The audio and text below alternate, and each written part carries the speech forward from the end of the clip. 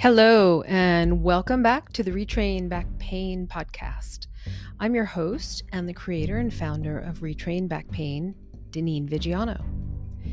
So, if you're new to the podcast, I want to say thank you so much for listening in. I'm so happy to have you in the community, and it would be great to connect with you outside of the podcast on Instagram, YouTube, Twitter, all the usual places you can find me at Retrain Back Pain.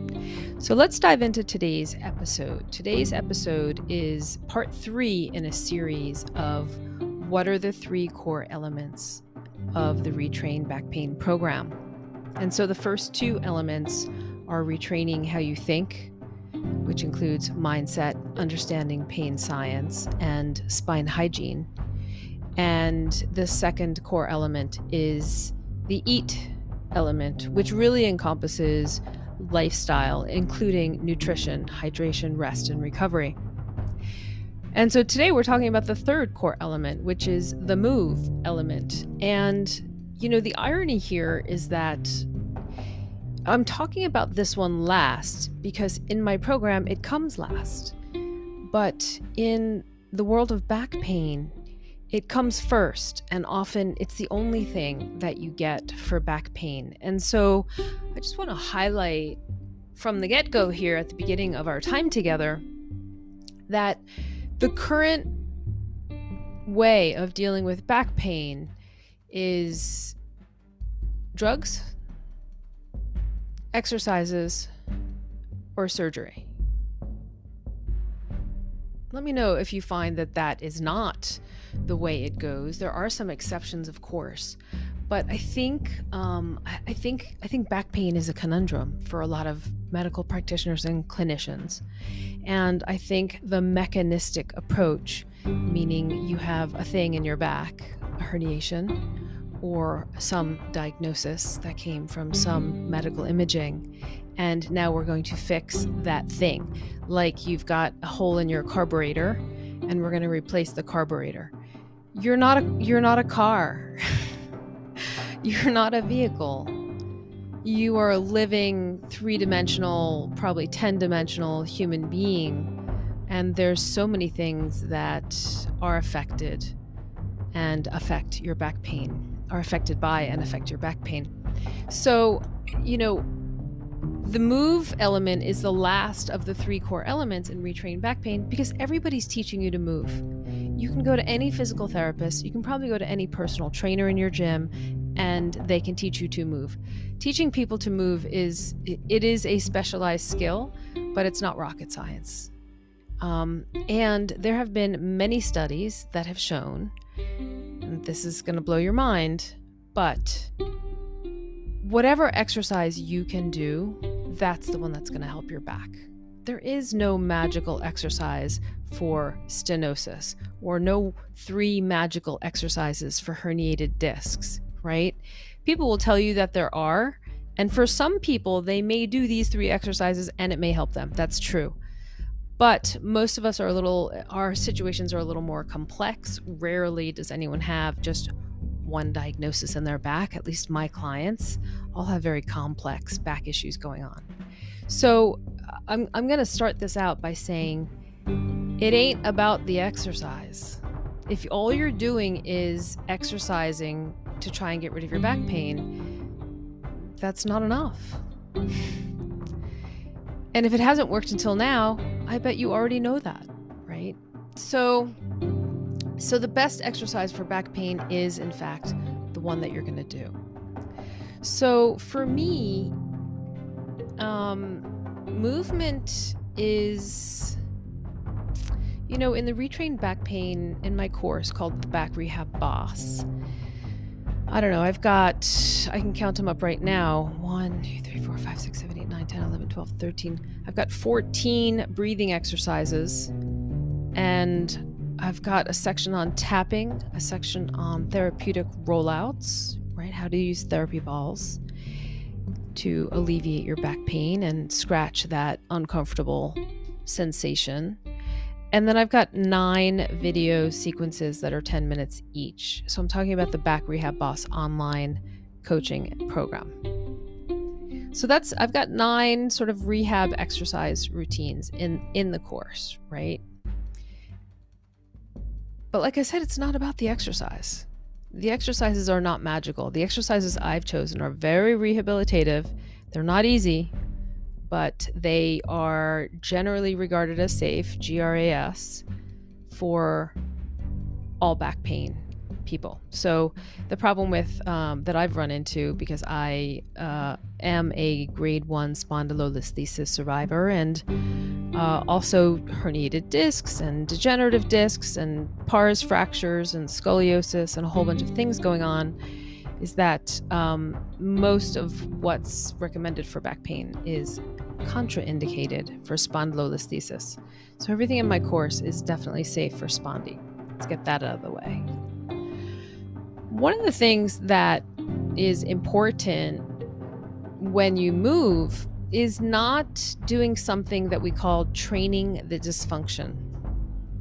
So dysfunction is actually defined as training behaviors that create imbalance or dysfunction in one or more bodily systems. I'm going to repeat that again. Dysfunction is training behaviors or movements that create or exacerbate imbalance in one or more bodily systems.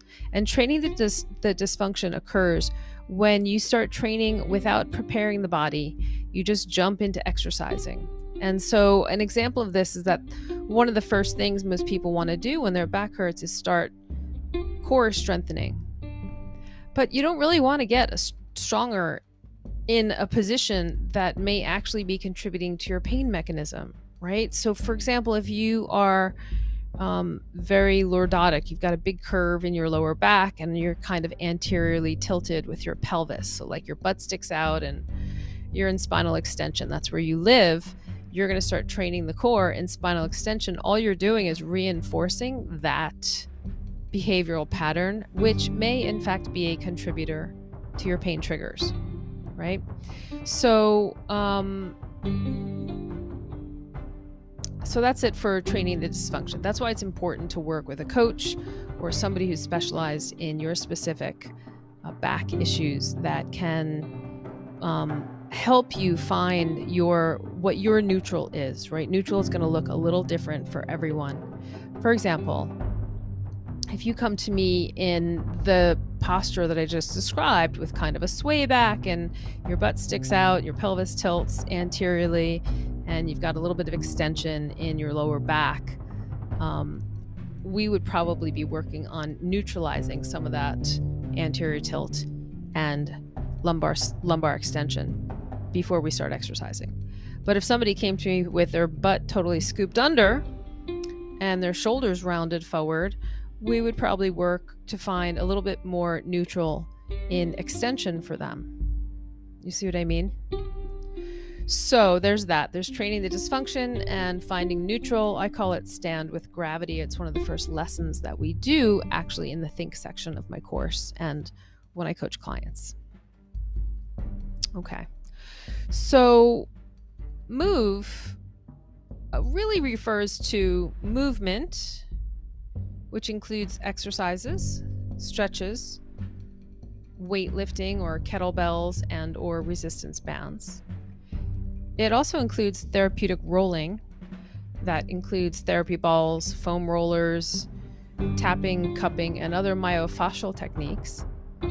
And it includes breathing, which is breath training, better breathing for back care, which also alleviates stress, tamps down the anxiety and pain response. So how you're moving all day, every day is vitally important.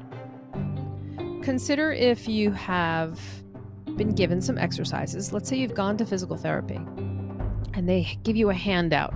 So my son he's in physical therapy. It's January 2022 right now, and my son had anterior cruciate reconstruction on his knee. So they took out a piece of his quad tendon and they made a new ACL ligament in his knee. And he comes back from his physical therapist with 4 pages of exercises to do with like terrible pictures on them. And he's supposed to do these exercises every day. So let's say you have these exercises that you're supposed to do every day. Let's say you do those exercises for 20 minutes. I think that's agreeable, that you could do 20 minutes of physical therapy if somebody says these 10 exercises are going to help your back, right? You'd be like, great, I'm all in. Give me the 4 pages of printouts. You go home, you do the exercises. That's 20 minutes out of your day. Maybe it's 40 minutes out of your day. What are you doing for those other 23 hours? How are you using your back? And how are you moving through life the rest of the day, all day, every day, all week long, every week, every month, right? So the exercises are definitely, I don't want to say that exercise is not important, because it is vitally important.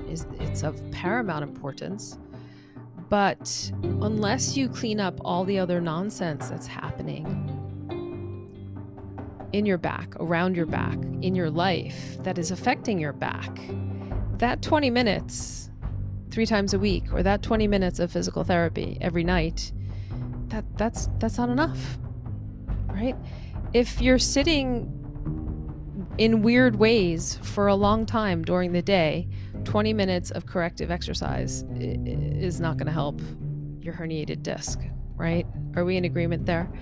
So the work that I do is really about, let's look at your individual life. This is especially when I'm coaching you one-to-one, which is why if I could choose, which program are you going to do, I think the Back Rehab Boss course is amazing.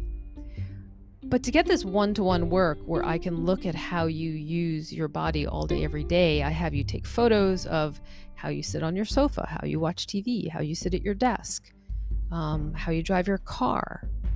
We do postural assessments and movement assessments, and we start to see the patterns that are in your everyday life. And once we clean up some of the ways that you're using your body a little recklessly, a little mindlessly, we become more mindful of how you're using your body all day, every day.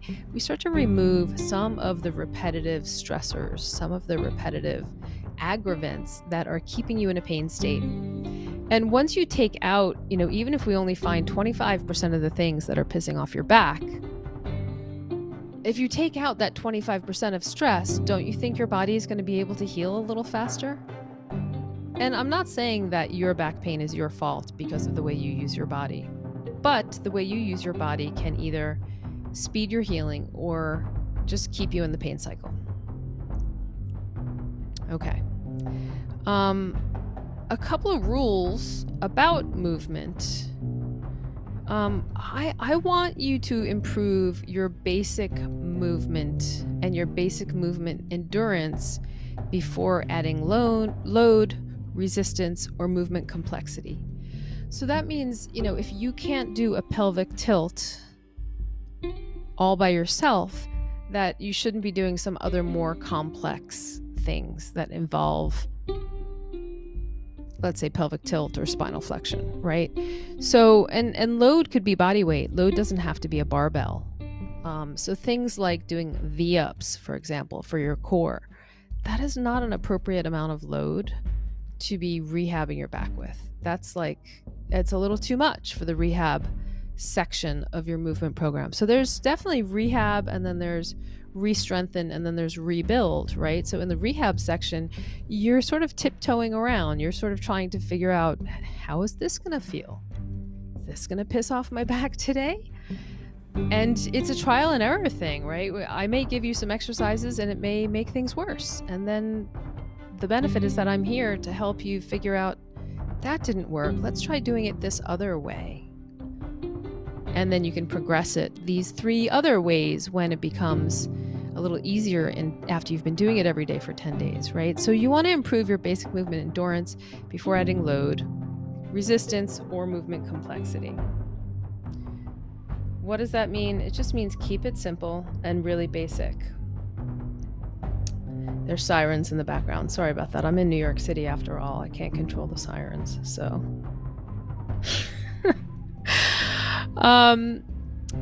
You want to get acclimated to whatever task you're doing before you make it harder, right? So you want to get to the point where you're like, yeah, this is easy peasy for me now. Now let's add on.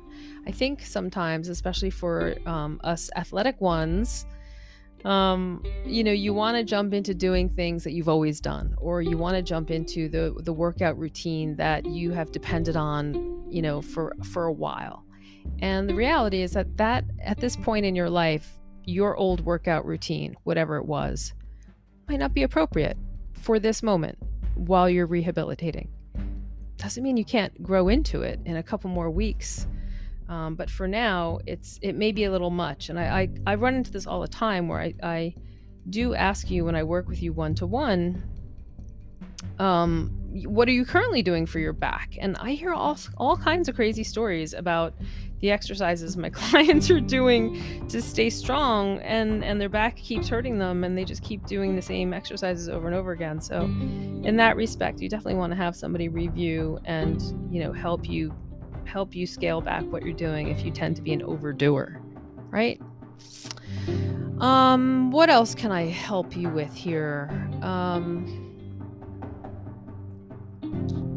Some of the things that are interesting about movement is, there's movement and there's exercise, and there's flexibility and there's mobility. There's lots of little nuances about how you move your body. And I think also erroneously for many people, particularly, my demographic is mostly women, and it's mostly women of a certain age, over the age of 40 something. And a lot of my clients tend to come from the yoga and Pilates world as well. And so the tendency is that my back hurts and I need to stretch it. And I want to nip that right in the bud, because you have no idea what you need. Oftentimes my clients will tell me it feels good when I stretch it. Well, that's because there's a stretch reflex within the ligamentous body at the very end within the tendon at the very end of your muscle, which gives you sort of a feel good. It's sort of like endocannabinoids. There's some feel good reflexes that come from stretching. Does that mean that those joints or that area of your body needs to be stretched? No. So just because it feels good does not mean that that is what you need. Stretching is not a panacea for back pain. Yoga is not a panacea for back pain. And Pilates is not a panacea for back pain. Nor is weightlifting or deadlifting, right? So people who work in those industries, and I know because I used to work in those industries, people who work in those industries think that their thing solves everything. I recently heard from a fitness professional that I know and love that, well, if everybody with back pain would just get under a barbell and get stronger, their back pain would go away. And I hear this a lot from strength and conditioning coaches. And that's not how that works, right? Can getting under a barbell be helpful? Getting stronger can be helpful, but getting under a barbell with a barbell over your head is probably not the best for several back conditions. Similarly, people that work in yoga think that yoga is going to heal everything, including your back. And unfortunately, doctors who don't know anything about yoga or Pilates will often tell, usually, family medical doctors or general practitioners, when their clients come in and say, my back hurts, it is not uncommon for your doctor to say, try yoga. Yoga is good for back pain. Or try Pilates. Pilates is good for back pain. Do they even know how many different kinds of yoga there are? Do they know how crazy things get in a group yoga class and how inappropriate that is for so many people in pain? So this is a long-winded way of saying stretching isn't always the answer. The only way to know what the answer is and what is going to work for you is to stop trying to figure it all out by yourself and go find somebody that can help you figure it out. those people are really hard to come by. I went and saw chiropractors and physical therapists and acupuncturists and strength coaches, and I mean, you name it, I went and saw them in New York City. And the reason I'm talking to you today from my company Retrain Back Pain is because everybody talks about something different. Everybody's got their own solution. Nobody is mixing disciplines or mixing skills or borrowing from each other and collaborating with each other, right? And so that's what Retrain Back Pain is. I'm just trying to give you everything that I know that works, and I'm not dogmatic to any one way of doing things or any one style of exercise. And you shouldn't be either.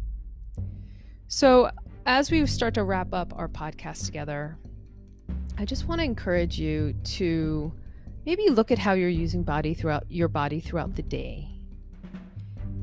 Don't wait for me to come into your life and tell you you're sitting too long and your chair sucks. If you already know you're sitting too long and your chair sucks, here's some free advice. Go get a new chair and stop sitting so long, right? So some of the obvious solutions, if you don't have the funds to pay for a coach, or you don't know where to go, or you just want to eavesdrop on my podcast, that's fine. I totally understand.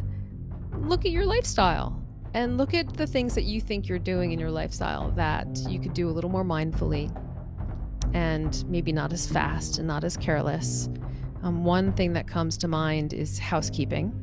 There are, we want to get it done, so we tend to do some housekeeping chores very quickly and mindlessly, and those can be really hard on the body. Between housekeeping and gardening, it's hard to figure out which one is doing more to keep us in the pain cycle. But if you look at just those two places and how you're using your body, you may come up with some better ways to do things. And then if you are engaging in a training program, try not to do so much. Try not to be the, uber athlete that you were 20 years ago. Try to really go down to the basics. In general, if you look up the 7 basic movements, it's, hip hinge, pull, push. The seven basic movements are a great place to start. They're all the personal trainers and fitness pros have them on their sites. Don't make it too complicated. Do more of what you can do. So don't focus on, I can't do that anymore, so I'm not going to exercise. Make a list. What are the things you can do? And if it's just walking, then you walk. If you're like, I'm only comfortable lying down, well, guess what? Do some exercise lying down. If you're most comfortable sitting, find some exercises that you can do while you're sitting that don't aggravate you. And just do a couple. Just do like 3 or 4, or 2 sets of 10 to start on, as easy as you can. So that's my advice for you. And I talked a lot about movement. I hardly touched on breathing, but it's a whole other episode, which is why I'm not really spending a lot of time on it.